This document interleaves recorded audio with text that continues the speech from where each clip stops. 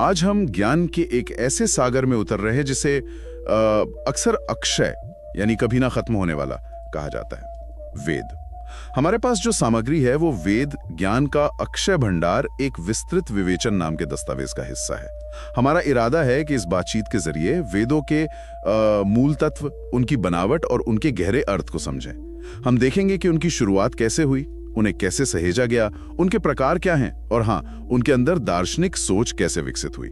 तो सबसे पहले यही सवाल मन में आता है, वेद इस शब्द का असल मतलब क्या है और सनातन धर्म में इन्हें इतना बुनियादी, इतना फाउंडेशनल क्यों माना जाता है? ऐसा क्या है इनमें? हाँ, देखिए, वेद शब्द जो है वो संस्कृत की धातु विद से निकला है, जिसका सीधा सा अर्थ है जानना या ज्ञान।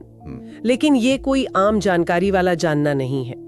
स्रोत बताते हैं कि ये उस मौलिक, उस नित्य ज्ञान की तरफ इशारा करता है जिसका संबंध सृष्टिकर्ता से माना जाता है। ये सनातन धर्म के सबसे प्राचीन और कह सकते हैं कि मूल ग्रंथ हैं। इन्हीं से भारतीय दर्शन, संस्कृति और यहाँ तक कि सृष्टि रचना और समाज के विकास को समझने का आधार मिलता है। अच्छा, तो मतलब ये सिर्फ पूजा पाठ के ग्रंथ नहीं, बल्कि एक पूरी सभ्यता के ज्ञान की जड़ है। बिल्कुल।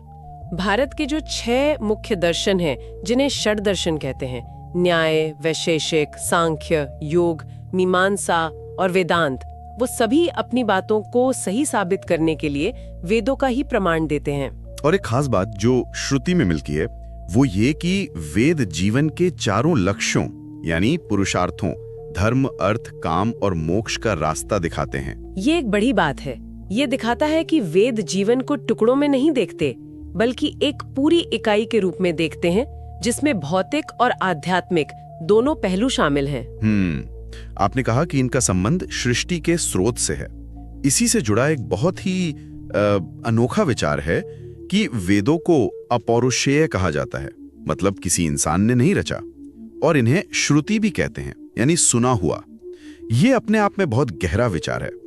अगर ये लिखे नहीं गए थे शुरू में, तो ये हजारों साल पुराना ज्ञान हम तक पहुंचा कैसे? सिर्फ सुनकर? हाँ, पारंपरिक मान्यता तो यही कहती है कि वेद ईश्वर की रचना है। ऐसा माना जाता है कि सृष्टि की शुरुआत में परमेश्वर ने इन मंत्रों का ज्ञान 4 ऋषियों अग्नि, वायु, आदित्य और अंगेरा के मन में, उनके अंतःकरण में प्रकाशित किया। उन्होंने इन्हें कहीं बाहर से नहीं, बल्कि सीधे अपने अंदर सुना, इसीलिए ये श्रुति कहलाए। और हाँ, इन्हें पीढ़ी दर पीढ़ी मौखिक रूप से ही आगे बढ़ाया गया। गुरु अपने शिष्यों को कंठस्थ कराते थे। लेकिन सिर्फ कंठस्थ करना, इसमें तो मेरा मतलब है गलतियों की बहुत गुंजाइश रही होगी। इतने हजारों सालों तक बिना किसी बदलाव के ये कैसे संभव हुआ? हाँ, यहीं पर श्रुति परंपरा की जो अद्भुत वैज्ञानिकता है वो सामने आती है, जैसा हमारे स्रोत बताते हैं। ये सिर्फ रटना नहीं था, ये एक बहुत ही अनुशासित और वैज्ञानिक तरीका था। मंत्रों की शुद्धता और उनके मूल स्वरूप को बनाए रखने के लिए कई तकनीकें थीं, जैसे संहिता पाठ, जिसमें मंत्रों को उनके मूल जुड़े हुए रूप में पढ़ा जाता था। फिर पद पाठ, इसमें हर शब्द को अलग अलग करके बोला जाता था, मतलब संधि तोड़कर। और फिर क्रम पाठ, इसमें पहले और दूसरे शब्द को जोड़ा, फिर दूसरे और तीसरे को इस तरह क्रम में जोड़कर दोहराया जाता था। ओह, तो ये पक्का करने के लिए था कि एक भी अक्षर या मात्रा इधर उधर ना हो पाए। कमाल है। बिल्कुल। इन तकनीकों से और इनके अलावा भी जटा पाठ, घन पाठ जैसी और भी जटिल विधियां थीं। इनसे ये सुनिश्चित किया जाता था कि उच्चारण, स्वर, मात्राएं सब कुछ एकदम सटीक रहें, क्योंकि मान्यता थी कि मंत्रों का प्रभाव उनकी ध्वनि की शुद्धता पर ही निर्भर करता है। तो श्रुति सिर्फ एक आध्यात्मिक विश्वास नहीं है, बल्कि ज्ञान को सहेजने और बिना किसी मिलावट के आगे बढ़ाने की एक आश्चर्यजनक बौद्धिक प्रणाली थी। ये उस समय की याददाश्त और अनुशासन का भी सबूत है। ये तो सच में हैरान करने वाला है। लेकिन यहीं पर एक और दिलचस्प सवाल उठता है, वेदों का समय। एक तरफ तो परंपरागत मान्यता है कि ये सृष्टि के शुरू से हैं, मतलब लगभग 1.96 अरब साल पुराने। वहीं दूसरी तरफ आधुनिक इतिहासकार और भाषा के जानकार इन्हें ईसा पूर्व 1500 से 600 के बीच का मानते हैं। इन दोनों बातों में इतना बड़ा अंतर कैसे? हाँ, ये अंतर दरअसल वेदों को देखने के 2 अलग अलग नजरियों को दिखाता है। पारंपरिक दृष्टि से देखें तो वेद कालातीत हैं, शाश्वत सत्य हैं जो सृष्टि के साथ ही प्रकट हुए। उनका कोई निश्चित काल नहीं है। वहीं ऐतिहासिक और भाषा शास्त्रीय दृष्टि से विद्वान क्या करते हैं कि वेदों की भाषा, उनकी शैली, उनमें जिस समाज का वर्णन है और जो पुरातात्विक सबूत मिलते हैं, उनके आधार पर उनका समय तय करने की कोशिश करते हैं। तो आधुनिक विद्वानों का क्या मानना है मोटे तौर पे? आधुनिक विद्वान आमतौर पर ऋग्वेद की जो संहिताएं हैं, उनका समय लगभग 1700 से 1100 ईसा पूर्व मानते हैं, और जो बाद के ग्रंथ हैं जैसे ब्राह्मण, आरण्यक और उपनिषद, उनका काल लगभग 1000 से 500 ईसा पूर्व के बीच रखा जाता है। ये जो द्वंद्व है ना, ये महत्वपूर्ण है। ये हमें दिखाता है कि एक ही ज्ञान परंपरा को आस्था और इतिहास दोनों के चश्मे से देखा जा सकता है, और दोनों दृष्टियों को समझना वेदों की गहरी समझ के लिए जरूरी है। एक नजरिए से वे शाश्वत ज्ञान है, दूसरे से एक प्राचीन सभ्यता के विकास का ऐतिहासिक दस्तावेज। ठीक है, ये समझ आया। तो उत्पत्ति और प्रसारण की इस अनोखी कहानी के बाद अब जरा इनकी संरचना को समझते हैं। स्रोत बताते हैं कि पूरा वैदिक साहित्य, जिसे वैदिक वाङ्मय कहते हैं, वो एक खास क्रम में है। संहिता, ब्राह्मण, आरण्यक और उपनिषद। मुझे ये क्रम बड़ा दिलचस्प लगा। क्या ये किसी तरह के वैचारिक विकास को दिखाता है, जैसे सोच में बदलाव? हाँ, बिल्कुल। ये क्रम बहुत महत्वपूर्ण है और ये प्राचीन भारतीय ज्ञान परंपरा की एक यात्रा को दिखाता है। मतलब बाहरी कर्मकांड से शुरू होकर आंतरिक ज्ञान की गहराई तक पहुंचना। चलिए इसे थोड़ा और समझते हैं। पहला है संहिता। ये वेदों का सबसे पहला और मूल हिस्सा है। इनमें देवताओं की स्तुति में कहे गए पद्यात्मक मंत्र हैं। इनका इस्तेमाल मुख्य रूप से यज्ञों में होता था, जैसे ऋग्वेद संहिता। महर्षि पतंजलि ने तो अपने समय में वेदों की 1131 शाखाओं का जिक्र किया था, सोचिए। हालांकि आज उनमें से बहुत कम, शायद 12 के करीब ही मिलती हैं। पारंपरिक व्यवस्था में ये ब्रह्मचर्य आश्रम में अध्ययन का मुख्य विषय था। फिर संहिताओं के बाद आते हैं ब्राह्मण ग्रंथ। ये गद्य में लिखे गए हैं। ये संहिताओं के मंत्रों का यज्ञों में कैसे प्रयोग हो, इसकी विस्तार से व्याख्या करते हैं।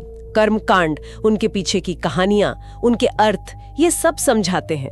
हर वेद के अपने ब्राह्मण ग्रंथ हैं, जैसे ऋग्वेद का ऐतरेय ब्राह्मण। इन्हें गृहस्थ आश्रम के लिए ज्यादा उपयोगी माना जाता था। अच्छा, तो पहले मंत्र आए, फिर उनकी व्याख्या और प्रयोग की विधि, इसके बाद आरण्यक। इनका क्या स्थान है? अरण्य मतलब जंगल, तो क्या इनका संबंध वन से है? सही पकड़ा आपने। आरण्यक जो है वो ब्राह्मण ग्रंथों और उपनिषदों के बीच एक पुल की तरह है। ये भी गद्य में है। इनमें यज्ञों और कर्मकांडों के बाहरी रूप से हटकर उनके पीछे छिपे आध्यात्मिक और दार्शनिक रहस्यों पर चिंतन मनन किया गया है। और जैसा कि नाम से ही जाहिर है, इनका अध्ययन और मनन अक्सर एकांत में, वनों यानी अरण्यों में होता था। इसीलिए ये वानप्रस्थ आश्रम से जुड़े माने जाते हैं, जब व्यक्ति सामाजिक जिम्मेदारियों से थोड़ा हटकर आत्मचिंतन की ओर बढ़ता है। और फिर आखिर में आते हैं उपनिषद। ये वैदिक साहित्य का अंतिम और सबसे महत्वपूर्ण दार्शनिक भाग है। इन्हें वेदांत भी कहते हैं, जिसका मतलब है वेदों का अंत या वेदों का सार। उपनिषद शब्द का अर्थ ही है श्रद्धा पूर्वक गुरु के पास बैठकर पाया गया ज्ञान। इनमें गुरु शिष्य के बीच बातचीत के रूप में गूढ़ आध्यात्मिक विषयों पर चर्चा है, जैसे ब्रह्म क्या है, आत्मा क्या है, जगत का रहस्य क्या है। मुक्ति को उपनिषद के अनुसार इनकी संख्या 108 मानी जाती है। इन्हें संन्यास आश्रम के लिए परम ज्ञान माना गया। तो ये संरचना दिखाती है कि कैसे जीवन के अलग अलग पड़ावों के लिए ज्ञान का स्वरूप भी बदलता गया। युवावस्था में मंत्रों का ज्ञान, गृहस्थ जीवन में कर्मकांड, फिर वानप्रस्थ में चिंतन और अंत में संन्यास में परम ज्ञान की खोज। ये तो बहुत ही व्यवस्थित लगता है। हाँ, ये एक क्रमिक विकास है जो व्यक्ति को बाहरी क्रियाओं से हटाकर आंतरिक अनुभव और ज्ञान की ओर ले जाता है। चलिए अब आते हैं उन 4 वेदों पर जिनका नाम हम अक्सर सुनते हैं। ऋग्वेद, यजुर्वेद, सामवेद और अथर्ववेद। कहा जाता है भी पहले 3 वेदों को मिलाकर त्रैविद्या भी कहते थे। इनमें क्या खास बातें हैं? क्या अंतर है इनमें? हाँ, विषय वस्तु और शैली के आधार पर वैदिक संहिताओं को इन 4 मुख्य भागों में बांटा गया है। पहला है ऋग्वेद। ये सबसे प्राचीन वेद माना जाता है और मुख्य रूप से पद्यात्मक है, मतलब कविता जैसा। इसमें देवताओं, खासकर इंद्र, अग्नि, सोम, वरुण वगैरह की स्तुतियां हैं। इसमें कुल 10 मंडल यानी अध्याय हैं, 1028 सूक्त यानी भजन है और लगभग 10,600 मंत्र हैं। लेकिन ये सिर्फ स्तुतियों का संग्रह नहीं है। स्रोत ये भी बताते हैं कि इसमें उस समय के सामाजिक, राजनीतिक और दार्शनिक विचारों की भी झलक मिलती है। इसके मंत्रों का पाठ करने वाले पुरोहित होता कहलाते थे। दूसरा है यजुर्वेद। यजुस का अर्थ ही है यज्ञ, तो जैसा नाम से ही पता चलता है ये वेद मुख्य रूप से यज्ञ की विधियों और प्रक्रियाओं से संबंधित है। ये गद्य और पद्य दोनों में है। इसमें यज्ञ कुंड बनाने से लेकर आहुति देने तक के मंत्र और नियम बताए गए हैं। इसकी 2 मुख्य शाखाएं हैं, शुक्ल यजुर्वेद जिसमें मंत्र और उनकी व्याख्या अलग अलग है, और कृष्ण यजुर्वेद जिसमें मंत्र और व्याख्या मिले जुले हैं। इसमें लगभग 1975 मंत्र हैं और यज्ञ कराने वाले मुख्य पुरोहित अध्वर्यु कहलाते थे। यानी ऋग्वेद स्तुति प्रधान हुआ और यजुर्वेद कर्मकांड प्रधान। सामवेद के बारे में क्या? उसे तो संगीत से जोड़ा जाता है। बिल्कुल, सामवेद का संबंध गायन और संगीत से है। साम का अर्थ ही है गान या धुन। इसमें यज्ञों के दौरान देवताओं की स्तुति के लिए गाए जाने वाले संगीतमय मंत्र हैं। इसके ज्यादातर मंत्र, लगभग 1875 में से करीब 75 को छोड़कर, वो ऋग्वेद से ही लिए गए हैं, लेकिन उन्हें गाने लायक बनाया गया है, सुरों में ढाला गया है। इसे भारतीय शास्त्रीय संगीत का उद्गम स्रोत माना जाता है। ये दिखाता है कि वैदिक परंपरा में कला, खासकर संगीत और आध्यात्मिकता का कितना गहरा रिश्ता था। इसके मंत्रों को गाने वाले पुरोहित उद्गाता कहलाते थे। और चौथा वेद अथर्ववेद, इसे कभी कभी बाकी तीनों से थोड़ा अलग क्यों माना जाता है? हाँ, अथर्ववेद बाकियों की तुलना में ठहराया है और इसका विषय भी काफी अलग है। जहाँ पहले 3 वेद मुख्यतः देवताओं की स्तुति और यज्ञ पर केंद्रित हैं, वहीं अथर्ववेद का संबंध ज्यादातर लौकिक जीवन से है, मतलब आम आदमी के सरोकारों से। इसमें आयुर्वेद यानी चिकित्सा, जादू टोना, वशीकरण, शत्रुनाश, अच्छी फसल के लिए प्रार्थनाएं, घर बनाने की विधि यानी वास्तु, राजा के कर्तव्य जैसे व्यावहारिक विषयों से जुड़े मंत्र और ज्ञान हैं। इसमें लगभग 730 सूक्त और 6000 मंत्र हैं। स्रोत इस बात पर जोर देते हैं कि अथर्ववेद का शामिल होना दिखाता है कि वैदिक ज्ञान सिर्फ ऊंचे आध्यात्मिक या कर्मकांडीय विषयों तक ही सीमित नहीं था, बल्कि जीवन की रोजमर्रा की जरूरतों और समस्याओं का समाधान भी उसमें ढूंढा जाता था। इसके यज्ञों का निरीक्षण करने वाले मुख्य पुरोहित ब्रह्मा कहलाते थे। ये वाकई बहुत दिलचस्प है। एक तरफ ऋग्वेद का गहरा ज्ञान, दूसरी तरफ अथर्ववेद का व्यावहारिक ज्ञान। लेकिन यहीं पर एक कह सकते हैं विरोधाभास भी नजर आता है, जिसका जिक्र हमारे स्रोत में है। बताया गया है कि वेदों में करीब 80,000 मंत्र कर्मकांड यानी यज्ञ और अनुष्ठानों से जुड़े हैं। इन्हें धन दौलत, संतान से लेकर स्वर्ग और यहां तक कि मोक्ष प्राप्ति के लिए भी महत्वपूर्ण माना गया। लेकिन फिर उपनिषदों में, जो खुद वैदिक साहित्य का ही हिस्सा हैं, इन्हीं यज्ञों को कमजोर नावें, अदृढ़ नौकाएं कह दिया गया कि ये संसार सागर से पार नहीं करा सकती। मुंडकोपनिषद तो यहां तक कहता है कि जो लोग सिर्फ कर्मकांड को ही सब कुछ मानते हैं, वे मूढ़ यानी मूर्ख हैं। ये कैसे समझा जाए? क्या वेद खुद अपनी ही बात काट रहे हैं? हाँ, ये एक बहुत ही आकर्षक बिंदु है और इसे विरोधाभास के बजाय वैदिक परंपरा के भीतर हुए एक गहरे दार्शनिक विकास के रूप में देखना चाहिए। ये दिखाता है कि भारतीय चिंतन परंपरा कभी स्थिर या जड़ नहीं रही। उसमें लगातार आत्ममंथन, सवाल जवाब और विकास की प्रक्रिया चलती रही। देखिए, वैदिक वाङ्मय का एक बहुत बड़ा हिस्सा बेशक कर्मकांड को समर्पित है, क्योंकि उस समय के समाज और जीवन में यज्ञों का केंद्रीय स्थान था। वो सामाजिक और व्यक्तिगत जीवन का एक जरूरी हिस्सा थे। तो फिर ये बदलाव क्यों आया? यज्ञों को कमजोर क्यों कहा गया? हुआ ये कि समय के साथ कुछ ऋषियों और चिंतकों ने कर्मकांड के बाहरी स्वरूप से आगे बढ़कर उसके असली मकसद और उसकी सीमाओं पर गहरा विचार करना शुरू किया। उन्होंने ये सवाल उठाया कि क्या सिर्फ बाहरी क्रियाएं करने से ही परम सत्य या मोक्ष मिल सकता है? उपनिषदों का उदय इसी गहरे चिंतन का नतीजा है। उपनिषदों ने ये घोषणा की कि बाहरी कर्म आपको पुण्य या स्वर्ग तो दिला सकते हैं, लेकिन जन्म मृत्यु के चक्र से अंतिम मुक्ति यानी मोक्ष वो केवल आत्मज्ञान से ही मिल सकती है। अपने असली स्वरूप यानी आत्मा और परम सत्य यानी ब्रह्म को जानने से। तो ये एक तरह से प्राथमिकता का बदलाव था, कर्म से ज्ञान की ओर। जोर बदल गया। बिल्कुल, ये बाहरी कर्म जिसे कर्मकांड कहते हैं से आंतरिक ज्ञान जिसे ज्ञान कांड कहते हैं की ओर एक क्रमिक यात्रा है। उपनिषदों ने कर्मकांड को पूरी तरह नकारा नहीं, ये भी समझना जरूरी है, बल्कि उसे ज्ञान प्राप्ति के लिए मन की शुद्धि का एक साधन माना। पर मोक्ष के लिए अंतिम और जरूरी साधन ज्ञान को ही बताया। ये दिखाता है कि वैदिक परंपरा में अपने ही भीतर आलोचना, समीक्षा और विकास की एक अद्भुत क्षमता थी। ये टकराव नहीं बल्कि विकास है, एक तरह की परिपक्वता की ओर कदम। ये समझ में आता है। अच्छा, हमने सुना है कि वेदों के इस विशाल ज्ञान को ठीक से समझने और व्यवहार में लाने के लिए कुछ सहायक विषयों का भी विकास हुआ था, जिन्हें वेदांग कहा जाता है। हाँ बिल्कुल, वेदों के सही उच्चारण, उनके अर्थ समझने और यज्ञों में उनके ठीक ठीक प्रयोग को पक्का करने के लिए 6 सहायक विद्याओं का विकास हुआ, जिन्हें वेदांग यानी वेद के अंग कहा जाता है। ये दिखाते हैं कि ज्ञान को सिर्फ जानना काफी नहीं, उसे सही ढंग से समझना और लागू करना भी जरूरी है। ये 6 वेदांग है। पहला, शिक्षा। इसका संबंध मंत्रों के शुद्ध उच्चारण, स्वर और वर्णों से है, फोनेटिक्स कह सकते हैं एक तरह से। दूसरा, कल्प। इसमें यज्ञों और दूसरे धार्मिक संस्कारों को करने की विधि बताई गई है। इसके अंदर श्रौत सूत्र, बड़े यज्ञ, गृह सूत्र, घरेलू संस्कार, धर्म सूत्र, सामाजिक नियम और शुल्ब सूत्र यज्ञ वेदी बनाने की ज्यामिति आते हैं। तीसरा, व्याकरण। ये शब्दों की बनावट, उनकी व्युत्पत्ति और शुद्धि का विज्ञान है, ताकि मंत्रों का सही अर्थ समझा जा सके। पाणिनि का अष्टाध्यायी इसी परंपरा का शिखर ग्रंथ है। चौथा, निरुक्त। इसमें वेदों के जो कठिन शब्द हैं, उनकी व्युत्पत्ति और उनके अर्थ समझाए गए हैं। यास्क का निरुक्त इसका खास ग्रंथ है।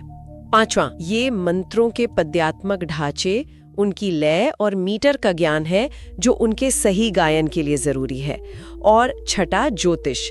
इसका संबंध शुभ मुहूर्त या सही समय निकालने से था, खासकर यज्ञों और अन्य संस्कारों के लिए। अच्छा, तो ये 6 वेदांग मिलकर वेदों के अध्ययन और अनुष्ठान को एक तरह से मुकम्मल बनाते थे। और उपवेदों के बारे में क्या, उनका क्या काम था? हाँ, वेदांगों के अलावा हर वेद के साथ एक उपवेद भी जुड़ा है। ये मुख्य रूप से व्यावहारिक ज्ञान और कलाओं पर केंद्रित हैं। ये फिर से दिखाता है कि वैदिक ज्ञान सिर्फ आध्यात्मिक या कर्मकांडीय नहीं था, बल्कि जीवन के हर पहलू को छूता था। ये 4 उपवेद हैं। ऋग्वेद से जुड़ा आयुर्वेद यानी जीवन और चिकित्सा का विज्ञान, यजुर्वेद से जुड़ा धनुर्वेद यानी सैन्य विज्ञान और युद्ध कला, सामवेद से जुड़ा गंधर्व वेद यानी संगीत, नृत्य और कला, और अथर्ववेद से जुड़ा स्थापत्य वेद या शिल्प वेद यानी वास्तुकला और निर्माण का विज्ञान। अरे वाह, आयुर्वेद और स्थापत्य वेद जैसे विषय तो आज भी कितने प्रासंगिक हैं। ये तो सचमुच ज्ञान का एक पूरा पैकेज था। अब आखिरी सवाल, इस विशाल और गहरे ज्ञान का बाद के भारतीय दर्शन और साहित्य पर क्या और कैसा असर पड़ा? वेदों का प्रभाव भारतीय संस्कृति और चिंतन पर इतना गहरा और स्थायी रहा है कि उसे पूरी तरह मापना शायद मुश्किल है। जैसा हमने पहले भी बात की, भारत के सभी 6 आस्तिक दर्शन, न्याय, वैशेषिक, सांख्य, योग, मीमांसा, वेदांत, ये सब वेदों को ही अपना सर्वोच्च प्रमाण मानते हैं, जिसे शब्द प्रमाण कहते हैं। उन्होंने वेदों, खासकर उपनिषदों में पाए जाने वाले दार्शनिक विचारों को ही आधार बनाकर उन्हें और विकसित किया और व्यवस्थित दर्शन शास्त्रों का रूप दिया। और वेदांत दर्शन का तो सीधा संबंध उपनिषदों से ही है ना? बिल्कुल। वेदांत दर्शन, जो शायद भारतीय दर्शन की सबसे प्रसिद्ध और प्रभावशाली शाखा मानी जाती है, वो पूरी तरह से उपनिषदों पर ही आधारित है। वेदांत का जो केंद्रीय सिद्धांत है, आत्मा और ब्रह्म की एकता, उसे 4 महावाक्यों में सूत्रबद्ध किया गया है। और दिलचस्प बात यह है कि ये महावाक्य चारों वेदों से एक-एक लिए गए हैं। ये दिखाता है कि बाहरी विविधता के बावजूद सभी वेदों का अंतिम दार्शनिक लक्ष्य एक ही है, वो है प्रज्ञानम ब्रह्म, ऋग्वेद के ऐतिरेय उपनिषद से, मतलब चैतन्य ही ब्रह्म है। अहम ब्रह्मास्मि, यजुर्वेद के बृहदारण्यक उपनिषद से, मतलब मैं ही ब्रह्म हूँ। तत्वमसि, सामवेद के छांदोग्य उपनिषद से, मतलब वह ब्रह्म तू ही है। और अयम आत्मा ब्रह्मा, अथर्ववेद के मांडुक्य उपनिषद से, मतलब ये आत्मा ही ब्रह्म है। ये महावाक्य भारतीय अध्यात्म के शिखर माने जाते हैं। और भगवद गीता? उसे भी कई बार वेदों का सार कह दिया जाता है, उसका क्या स्थान है? हाँ, ये बात सही है। हालांकि भगवद गीता महाभारत का एक अंश है और तकनीकी रूप से श्रुति यानी वेद नहीं है, वो स्मृति साहित्य में आती है। फिर भी कई परंपराएं उसे सर्वोपनिषदों गाओ कहती हैं, मतलब सभी उपनिषदों का सार या उनका दूध। गीता असल में वेदों के ज्ञान, कर्म और उपासना के मार्गों का एक अद्भुत समन्वय पेश करती है और उसे व्यवहारिक जीवन में कैसे उतारा जाए ये सिखाती है। इसीलिए भारतीय जनमानस पर उसका प्रभाव वेदों जैसा ही गहरा और व्यापक है। तो कुल मिलाकर आज की इस बातचीत से ये तो एकदम साफ है कि वेद सिर्फ कुछ पुरानी धार्मिक किताबें नहीं हैं। ये ज्ञान का एक अथाह भंडार है, मानवता की साझी विरासत का एक बहुत महत्वपूर्ण हिस्सा है। हमने देखा कि कैसे श्रुति परंपरा ने इस ज्ञान को पीढ़ी दर पीढ़ी अद्भुत सटीकता से सहेजा, कैसे वैदिक साहित्य संहिता से उपनिषद तक एक सोची समझी संरचना दिखाता है जो हमें कर्म से ज्ञान की ओर ले जाती है। हमने चारों वेदों की अपनी अनूठी विशेषताओं को भी समझा, जो ज्ञान के अलग अलग पहलुओं, स्तुति, कर्मकांड, संगीत और व्यवहारिक जीवन को समेटे हुए हैं। बिल्कुल सही कहा। और सबसे महत्वपूर्ण बात जो हमने देखी वो ये कि वेदों के भीतर ही कर्मकांड की प्रधानता से ज्ञान की महत्ता की ओर एक स्वाभाविक और गहरा दार्शनिक विकास हुआ है। ये भारतीय चिंतन की जीवंतता और उसकी प्रगतिशीलता का प्रमाण है।